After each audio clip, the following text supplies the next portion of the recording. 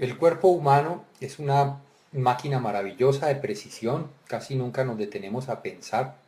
Está formada por 20 o 30 trillones de células que trabajan de una manera concertada, de tal manera que la buena salud es el resultado de la sinergia, o sea, del trabajo coherente de todas y cada una de esas células. Como cualquier organismo viviente, cada una de nuestras células necesita agua, necesita nutrientes y necesita oxígeno. Pero ¿qué recibe también en los tiempos modernos? Con el agua estamos incorporando cloro, flúor, óxido de hierro, sulfato de aluminio. Con los alimentos pesticidas, preservantes, colorantes, compuestos de drogas farmacéuticas. Y con el aire respiramos un cóctel muy peligroso de monóxido de carbono, de óxido de nitrógeno y de óxido de azufre, etc. O sea, desde que comenzó la revolución industrial 200 años atrás, hemos fabricado más de 112.000 productos que reciben el nombre de xenobióticos, que quiere decir ajenos a la vida. Y resulta que nuestros organismos sencillamente no saben qué hacer con muchas de esas moléculas que producimos y que estamos incorporando. Además se suma que cada vez estamos más expuestos a las radiaciones electromagnéticas. Esta información proviene de unos artículos del Departamento de Estado en Estados Unidos.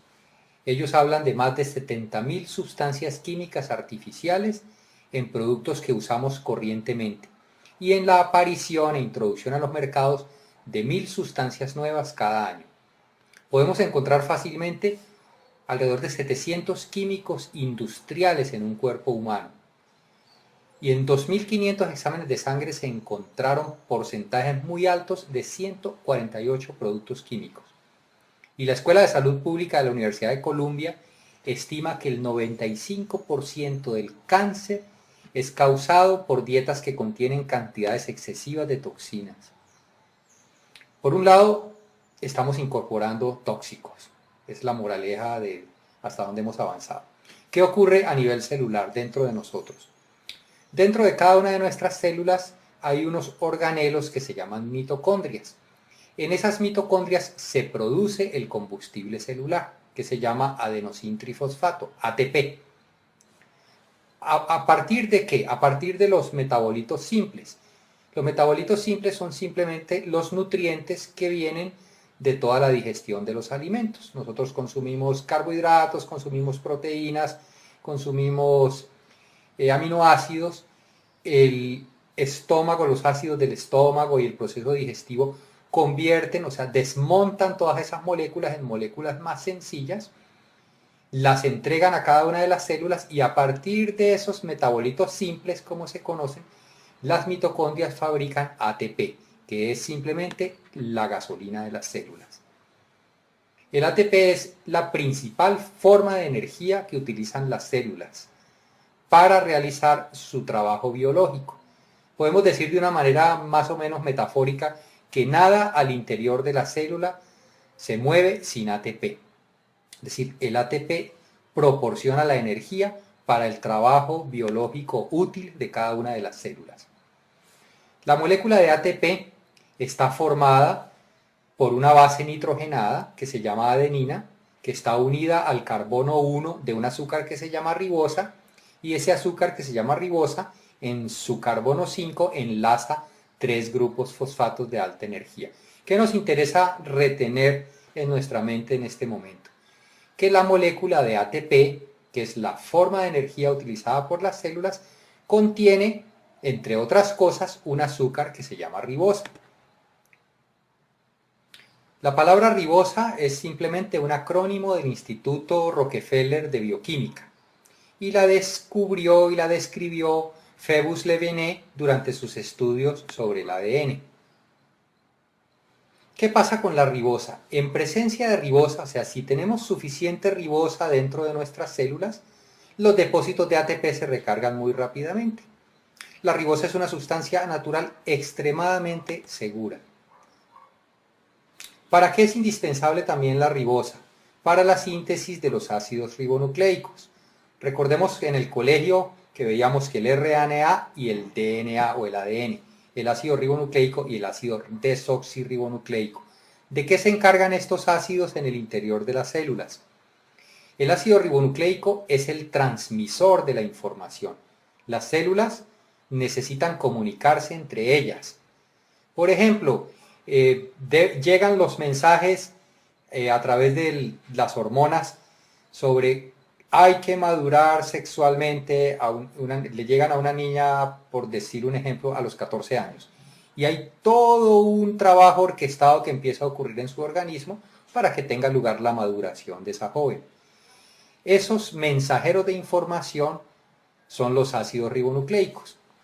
Y ahora, toda la información genética, que es donde están guardadas todas las instrucciones de funcionamiento de las células, todo lo que transmitimos a nuestros hijos, están configurados en el ADN. Entonces, la ribosa es fundamental para mantener la integridad de estos ácidos nucleicos.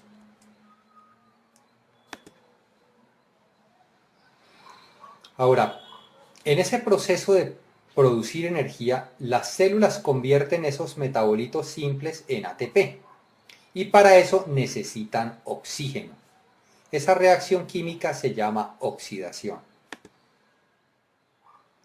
Durante la oxidación, algunos átomos del oxígeno que utilizamos, alrededor de un 5 o 7% de esos átomos, pierden un electrón y se tornan muy reactivos.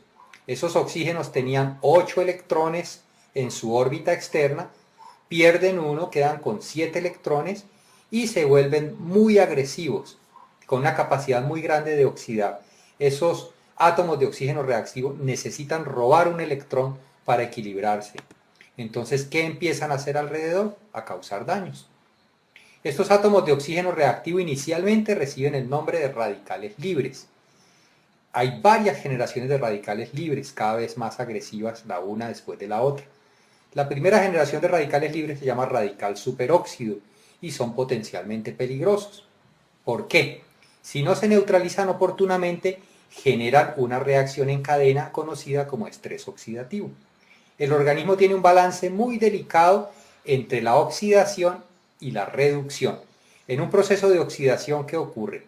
Una entidad química entrega electrones, o sea, pierde electrones. Esa entidad se oxida. La otra recibe electrones. Esa entidad se reduce. Ahora, el estrés oxidativo ocurre cuando la capacidad del organismo de neutralizar sus radicales libres es menor que la producción de esos radicales libres. Es decir, empiezan a ocurrir como pequeños fuegos dentro de la célula. Si esos fuegos no se apagan oportunamente, pues forman un incendio. El estrés oxidativo es el incendio que empieza a desbordarse dentro de nosotros mismos. Y ese estrés oxidativo puede dañar muchas moléculas de los lípidos, que son las grasas que cubren las membranas celulares, de las proteínas que hacen parte y de las proteínas que hacen parte del ADN. O sea, esos átomos de oxígeno reactivo que se conocen con el nombre de radicales libres y que empiezan a generar otros radicales libres más agresivos, le roban electrones a todas las estructuras del ADN y de las membranas celulares y empiezan a ocasionar daño en nuestro interior, daño celular. Este es un listado de especies reactivas de oxígeno y de especies de oxígeno y nitrógeno reactivas, es decir, de radicales libres, que arrancan como radicales superóxidos y van evolucionando hacia formas químicas cada vez más agresivas, cada vez capaces de causar daños más contundentes dentro de nuestras células. Leíamos que cada día nuestras células soportan el ataque de 10.000 a 1.000.000 de radicales libres. ¿Qué ocurre, por ejemplo, con un deportista? Un deportista de alto rendimiento o una persona que haga ejercicio intensamente en algún momento está utilizando 10 o 15 veces más moléculas de oxígeno. Entonces está produciendo 10 o 15 veces más radicales libres. Los buzos, por ejemplo, los buzos están respirando aire a presión. Cuando están a 10 metros están utilizando aire a 2 atmósferas, cuando están a 20 metros a 3 atmósferas. Entonces están utilizando mucho más moléculas de oxígeno que si respiraran normalmente en la superficie. Entonces, al menos teóricamente, están produciendo mucho más radicales libres. Los montañistas tenemos una presión parcial de oxígeno mucho menor en las alturas, porque la presión atmosférica es menor. Hay un fenómeno fisiológico que ocurre cuando estamos subiendo la montaña. Se llama respuesta hiperventilatoria a la altitud. Es decir, respiramos más veces para tratar de mantener nuestra presión de oxígeno arterial en unos niveles razonables.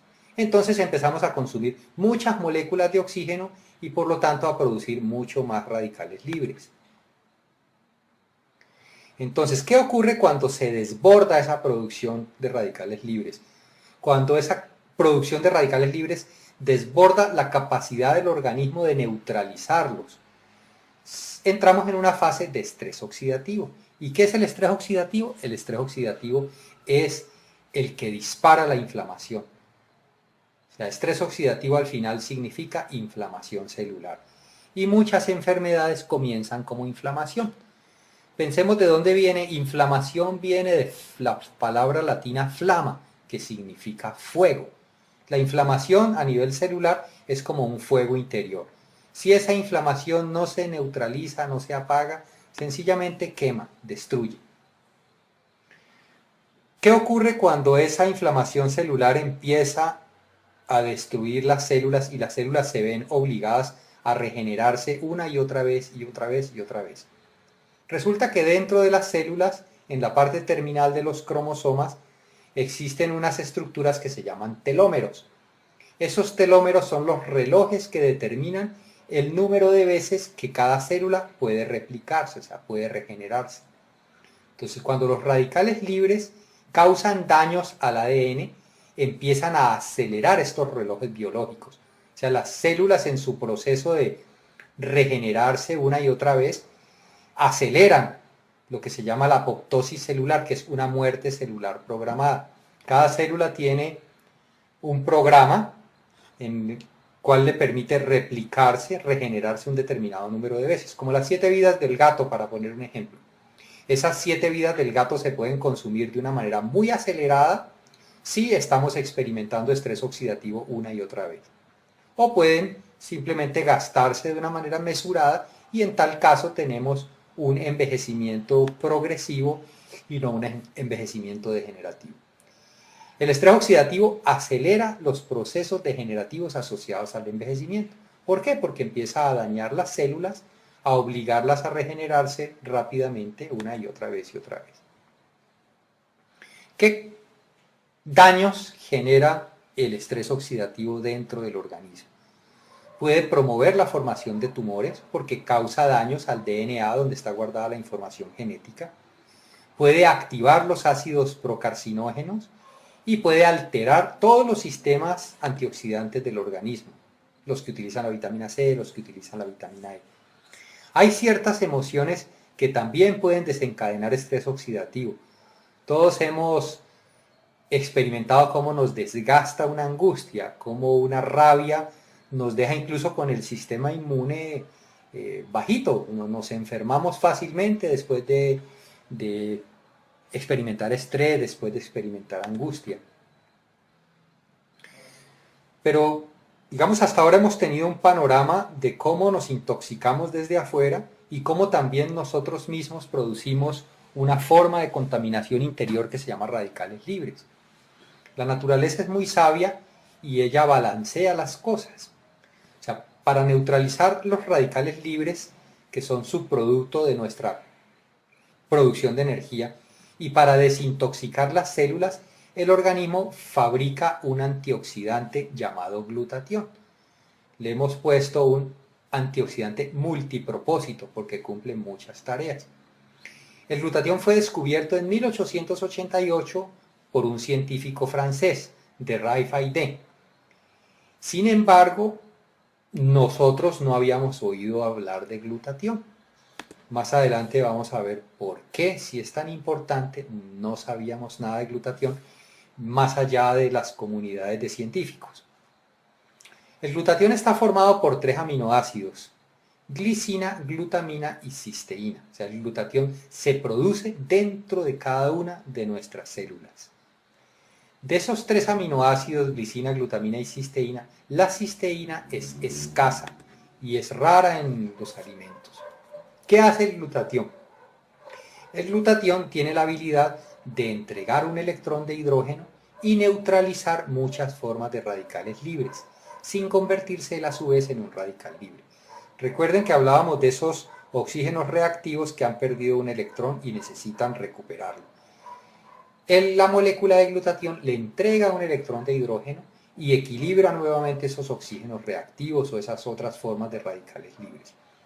Pero a su vez, él no se convierte en un radical libre por perder ese electrón, porque inmediatamente se junta con otra molécula de glutatión, forma disulfuro de glutatión y mediante una reacción química que se llama, por el uso de una enzima que se llama glutatión reductasa, recupera otra vez su forma de glutatión reducido.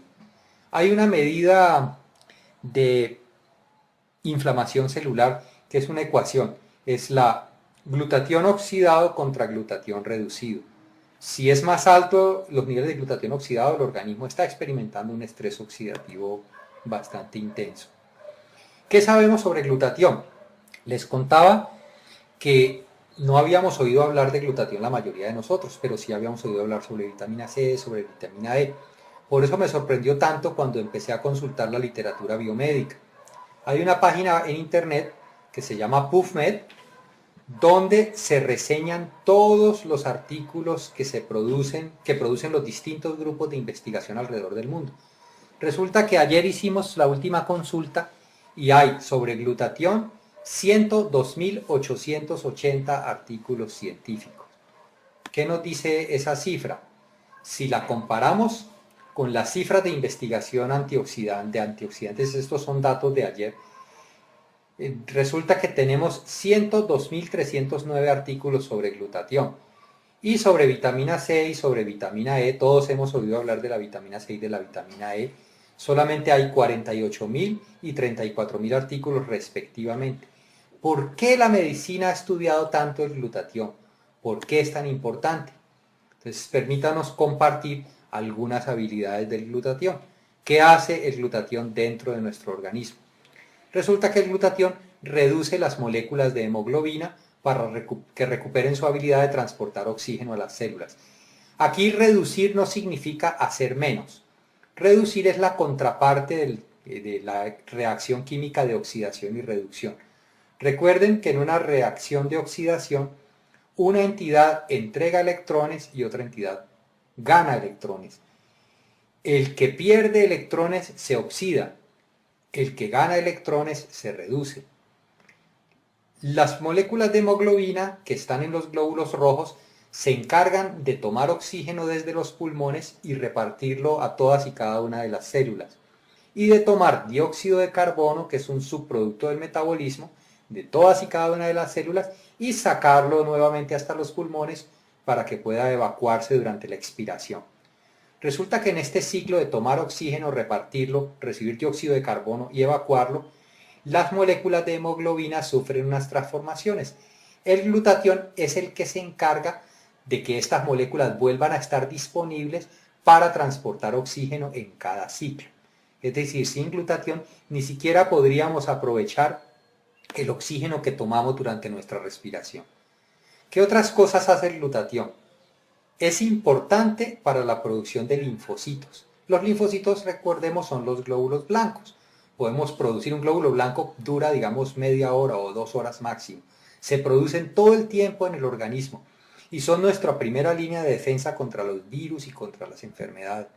El glutatión es fundamental para que los glóbulos blancos, para que los linfocitos puedan cumplir con sus tareas. Y es importante para regular, para mantener óptima nuestras funciones inmunológicas. Una habilidad que nos llamó mucho la atención del glutatión es que ayuda a evitar la oxidación de las grasas y por lo tanto la formación de placas en las arterias. Resulta que cuando las arterias se irritan por estrés oxidativo, empiezan a fijar grasa en las paredes. Empiezan a formar grasas a partir de lipoproteínas de baja densidad como el colesterol y los triglicéridos. Esas placas de grasa empiezan a estrecharlas y a impedir el paso eficiente de la sangre, y son las causas de los accidentes cardiovasculares y cerebrovasculares. La otra cosa que ocurre es que en esas paredes irritadas de las arterias empiezan a formarse ateromas, que son depósitos de grasas oxidadas que en cualquier momento se revientan y producen coágulos. Entonces, ¿qué hace el glutatión? En un organismo con niveles óptimos de glutatión, las grasas no se oxidan y sencillamente los excesos de grasa se evacúan. En un organismo con niveles bajos de glutatión, las grasas se oxidan fácilmente y empieza a ocurrir este fenómeno de formación de ateromas, de obstrucción de arterias. Y si nos ponemos a mirar cuáles son los índices de mortalidad más altos, las causas de muerte más altas en Estados Unidos y también en nuestros países de América Latina, los infartos cardíacos o los accidentes cerebrovasculares están en primera línea. Otra habilidad del glutatión. Al combatir el estrés oxidativo, el glutatión disminuye los procesos inflamatorios. Habíamos visto que los procesos inflamatorios arrancaban como estrés oxidativo. El glutatión mejora el rendimiento deportivo porque disminuye los tiempos de recuperación y permite entrenar de una manera más intensa. El glutatión también combate la formación de ácidos carcinogénicos, retarda la formación de tumores y suaviza los efectos de la quimioterapia y de la radioterapia. El glutatión también ayuda a disolver la mucosidad y disminuye la inflamación de las vías aéreas en enfermedades obstructivas crónicas como el asma o como la bronquitis. El glutatión también ayuda a neutralizar los radicales libres que son producidos por la combustión del tabaco, por el humo del tabaco, y contribuye a desintoxicar fumadores. El glutatión desacelera los procesos de envejecimiento porque simplemente disminuye el estrés oxidativo y de esa manera puede contribuir a mejorar muchos signos y síntomas de algunas enfermedades neurodegenerativas propias de la vejez como Alzheimer, Parkinson y esclerosis múltiple. El glutatión también desintoxica ciertas sobredosis de drogas y una gran variedad de solventes, pesticidas y herbicidas. Nos llamó mucho la atención encontrar, por ejemplo, que el acetaminofén, que es un químico que se utiliza corrientemente para los dolores, sea tan tóxico. Encontramos muchísimos artículos sobre la toxicidad de acetaminofén. El glutatión también tiene la habilidad de quelatar metales pesados. Quelatar es como hacerlos inertes químicamente. Estos metales pesados como el mercurio, el cadmio, el arsénico y el hierro se acumulan en los tejidos. El glutatión los saca, los hace solubles en agua y facilita su excreción. Ahora, con un suministro adecuado de glutatión, los investigadores que desarrollaron maneras eficaces de incrementar los niveles de glutatión encontraron mejor respuesta al estrés oxidativo inducido por el síndrome de inmunodeficiencia adquirida o SIDA. Con niveles elevados de glutatión también se restauran algunas funciones del hígado y se mejora la protección contra las complicaciones de la diabetes. El glutatión tiene la habilidad de contrarrestar los efectos dañinos de los acetaldehídos que son producidos por el metabolismo del alcohol y que son los que causan la mayoría de los daños a largo plazo. El glutatión ayuda a evitar el cansancio y el dolor muscular que son característicos del síndrome de fatiga crónica. El hígado, los pulmones, el corazón y el cristalino son los órganos donde más glutatión se produce, se almacena y se recicla. La buena salud del cristalino depende de tener buenos niveles de glutatión en el organismo. El glutatión también protege contra la inflamación por gastritis, úlceras estomacales, pancreatitis y procesos inflamatorios de los intestinos, incluyendo las colitis ulcerativas y una enfermedad autoinmune que es la enfermedad de Crohn. La buena salud durante el embarazo y el parto y la lactancia requiere también niveles muy altos de glutatión. Una habilidad muy interesante del glutatión es que contribuye a proteger los tejidos del cerebro, previniendo los daños por radicales libres. El glutatión se encarga de reciclar la vitamina E, que es la que tiene la habilidad de reducir la acidez del cerebro. Ahora, el cerebro es el órgano que más recibe el ataque de radicales libres porque es el que más consume oxígeno y por lo tanto el que más radicales libres produce. La mala noticia es que nosotros producimos, nuestro organismo, cada célula nuestra produce niveles óptimos de glutatión hasta que tenemos alrededor de 20 años. A partir de allí empezamos a producir cada vez menos glutatión, más o menos un 10 o 15% menos por década, un 1% menos por cada año. Mientras tanto, los niveles de estrés oxidativo suben. A medida que nuestros niveles de glutatión disminuyen, estamos más susceptibles al ataque por radicales libres y al ataque por los tóxicos que estamos incorporando cada día. Hay otros factores que contribuyen al agotamiento del glutatión, como nuestra exposición a toxinas, a oxidantes, a drogas, a sustancias xenobióticas, los procesos de envejecimiento, la inflamación crónica, las infecciones como el SIDA, la hepatitis, las enfermedades crónicas degenerativas, la polución, la pérdida de sueño, el estrés y el alcohol. Y un efecto que no podemos subestimar es nuestra exposición a las radiaciones. Estamos tan expuestos a las radiaciones que nuestras células reciben todos los días un bombardeo constante. Y ese bombardeo tiene la capacidad de desconfigurar algunas moléculas, de hacerles perder electrones, finalmente de producir radicales libres. Todos usamos televisores, dispositivos de comunicaciones, hornos, microondas, etc. Muchas de estas radiaciones ionizantes pueden contribuir a generar radicales libres. Un factor que no podemos subestimar es lo que está ocurriendo con las dietas. Las dietas inadecuadas, especialmente el consumo de refritos hechos con aceites hidrogenados, pueden causar estrés oxidativo.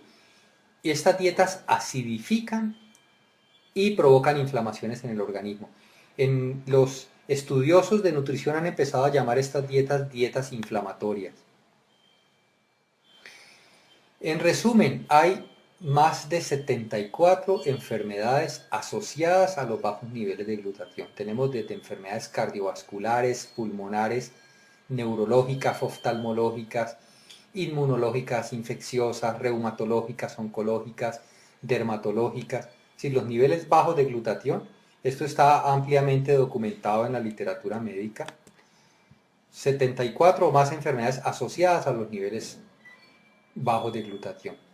Ahora, ¿qué beneficios puede esperar un organismo al incrementar los niveles de glutatión?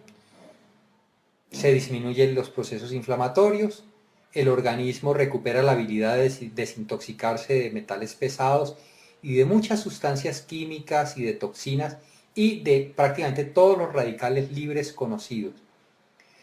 Los niveles altos de glutatión fortalecen el sistema inmunológico, incrementan los niveles de energía, aceleran la recuperación después del ejercicio extenuante, permiten incrementar los niveles de ejercicio, desaceleran los procesos de envejecimiento, mejora las funciones cardíaca, pulmonar, hepática y renal, incrementa la concentración y la claridad mental y mejora la recuperación del organismo durante el sueño. Ahora, ¿por qué ocurren por qué estos beneficios? O sea, no es que simplemente nos parece, eso se puede documentar, se puede probar con exámenes de laboratorio, aquí hay, digamos, algunos indicadores. Resulta que cuando se suben los niveles de glutatión, se incrementa significativamente el factor de crecimiento insulínico. El factor de crecimiento insulínico está implicado en la desaceleración de la muerte celular programada. O sea, un factor de crecimiento insulínico alto significa una desaceleración de esa muerte celular y por lo tanto una desaceleración de los procesos de envejecimiento. Cuando se incrementan los niveles de glutatión, se aumenta la producción de la dehidroepiandrosterona, que es la prohormona de la juventud. O sea, Con niveles altos de glutatión, lo que ocurre es una revitalización impresionante del organismo. Esta dehidroepiandrosterona es un marcador de vigor, es un marcador de organismos saludables, de organismos jóvenes, por decirlo de alguna manera. Otra cosa que ocurre cuando se suben los niveles de glutatión es que disminuye significativamente el factor de necrosis tumoral. El factor de necrosis tumoral es un indicador de inflamación. Si yo subo los niveles de glutatión, inmediatamente todos los marcadores de inflamación disminuyen. Otro marcador de inflamación, o sea, una sustancia implicada en los procesos inflamatorios, es la proteína C reactiva. Con niveles altos de glutatión disminuye la presencia de la proteína C reactiva. Y con niveles altos de glutatión se regula la activación del NF-κB, que es factor nuclear potenciador de las cadenas ligeras kappa de las células beta reactivas. Este nombre tan complicado es una sustancia que está implicada en muchas patologías crónicas y degenerativas y en el desarrollo inmune inadecuado. Pues resulta que el glutatión regula la actividad de esta sustancia. Esto puede medirse en exámenes de laboratorio, puede comprobarse la veracidad. Esto es una lista de químicos que son solubles en grasas y que son difíciles de desintoxicar, pero que el glutatión tiene la habilidad de desintoxicarlos. ¿Cómo nos exponemos a esos químicos? Simplemente comiendo papas refritas en la calle, exponiéndonos a efluentes industriales, respirando humo de los vehículos, humo de cigarrillos, de asadores, de exhaustos de vehículos, exponiéndonos a algunas ropas, algunos desinfectantes, algunos